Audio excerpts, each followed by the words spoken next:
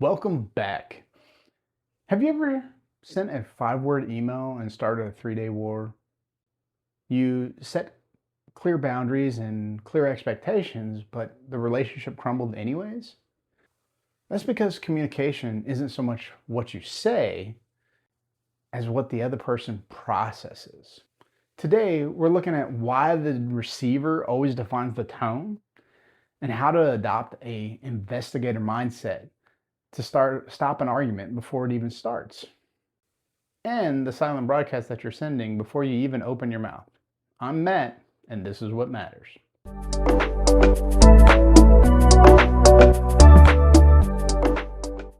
Let's start with what causes the most unnecessary drama more than anything else.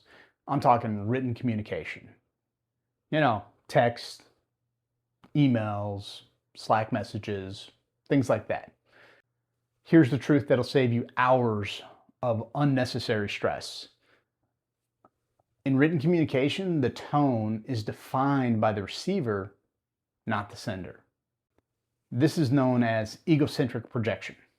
We have to realize that communication is egocentric, meaning we assume others hear our intent, but really others interpret ambiguous texts through the lens of their own current emotional state.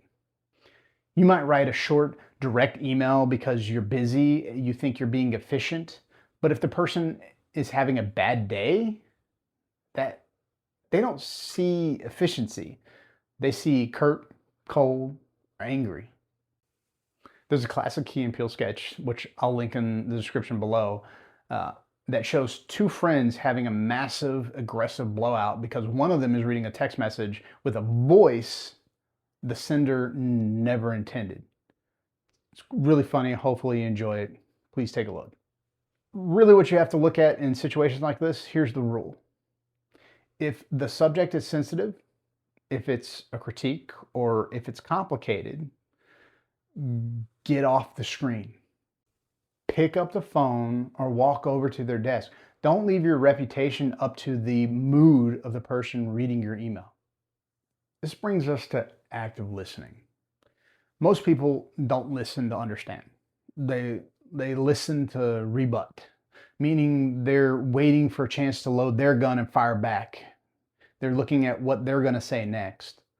In this framework, we use an investigator mindset in order to make sure that we aren't doing that. An investigator doesn't just hear words, they look for the why behind them. The way we do this is by an action called reflect and confirm technique. What that means is you're going to say when someone finishes speaking, you're going to use a clarifying bridge. So to make sure I'm on the same page, what you're saying is blank. Is that right? This brings us into what we call cognitive alignment, because by reflecting their message back to them, it shows you're performing a quality check on their communication. You're not just hearing them, you are ensuring shared cognition, meaning you've moved from beyond two people talking at each other to two people trying to solve a problem. Remember in the last episode, we talked about being a broadcast signal? Your body language is the frequency on which that signal travels. This goes back to how the tone of an email is defined by the receiver. Because email fails because they lack paralinguistic cues, like inflection and facial expressions. But even in person, those cues can work against us if you lack congruence.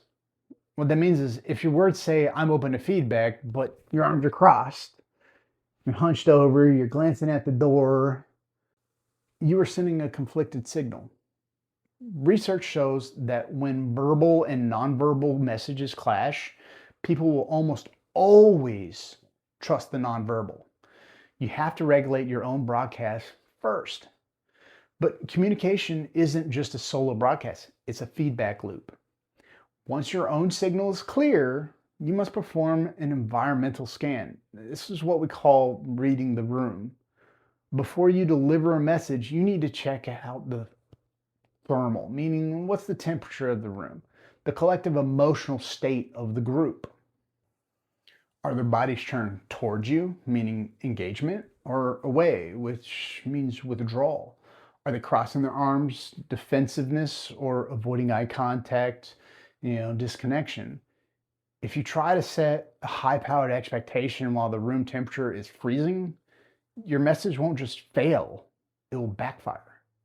You have to address the temperature before you deliver the content. Sometimes that means stopping and asking, I'm sensing some hesitation here. Can we talk about that first? If you can't read the room, you can't lead people in it. You're just a broadcaster talking into the void. This week, I'm asking for something very simple from you. Before you hit send on a direct or short email, read it back to yourself in the angriest voice possible. If it still sounds okay, send it. If not, add some context or pick up the phone.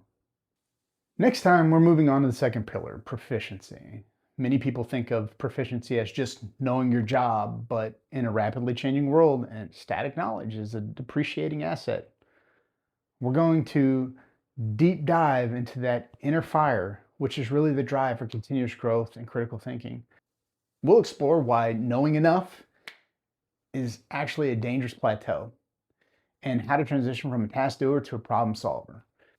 Most importantly, we'll look at how communication is the only way to scale your proficiency, because a solution that stays in your head doesn't solve anybody's problem. As always, thanks for listening, and I'll see you next time. I'm Matt, and this is what matters.